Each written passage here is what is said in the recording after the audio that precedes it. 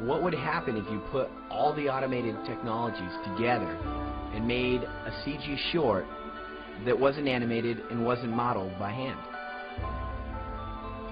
Modeling of faces, the indoor location, and costumes was attempted using laser scanning. Characters' body and facial animations were recorded using a motion capture system. We're using simulations for organics like fire, cloth, water, wind. This will be one of the coolest projects you have ever seen.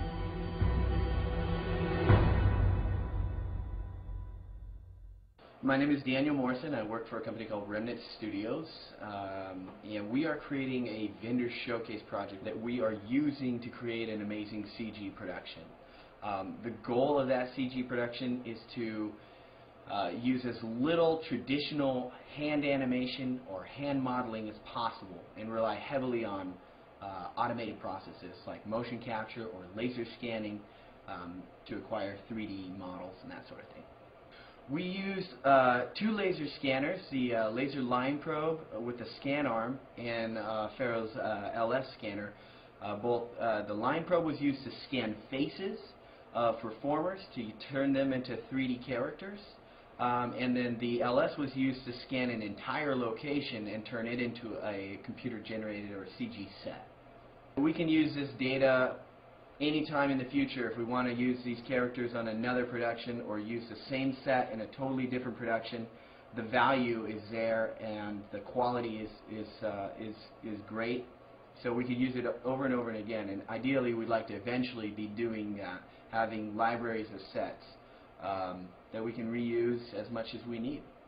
We would have either had to image model the whole thing from scratch, which is just take a bunch of photos and use that as references to basically build the geometry from scratch by hand, or we would have just built it by scratch, from scratch by hand, just out of our imaginations, have to do concept art and then just build it from there, having a team of modelers, texture artists, putting all that together. In this case, we use a laser scanner and we're able to get the location, and then we can use photos as textures. The Pharaoh laser line scanner and the scan arm gave us a great degree of detail.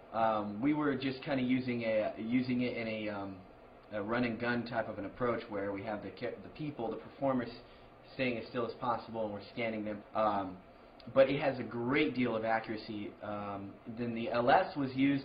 We love it because it's got a great range, so I can scan a larger area of location and create larger 3D models as sets, so the distance primarily for the LS.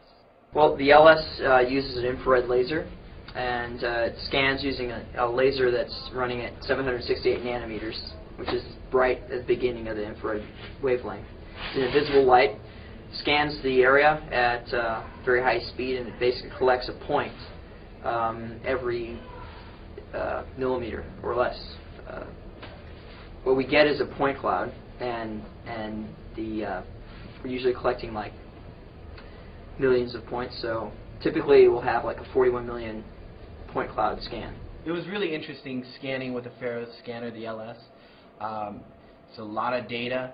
I'm a resolution nut, of course. I love more data, more accuracy, because I can always compress it, always optimize it on the back end or at the end of the project when it's being kicked out to my 3D modeling app, which is great. It's one of the reasons you're looking for it, is to have all that data. But the possibilities of what you can accomplish in a short period of time are greatly enhanced, and it's very reasonable to see how you could have a huge cost benefits from a pipeline like this with a Pharaoh scanner.